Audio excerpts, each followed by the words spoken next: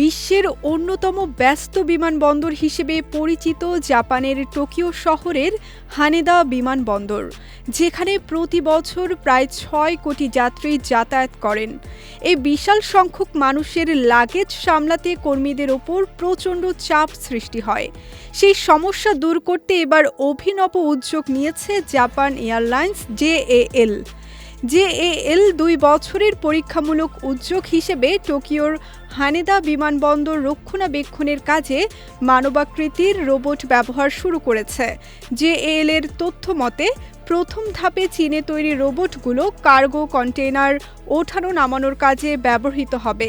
ভবিষ্যতে কেবিন পরিষ্কার ও ground support যন্ত্রপাতি পরিচালনাতেও রোবট ব্যবহারের পরিকল্পনা রয়েছে। এই মানব সদৃশ রোবটগুলো একটানা ২ থেকে ৩ ঘন্টা কাজ করতে পারে।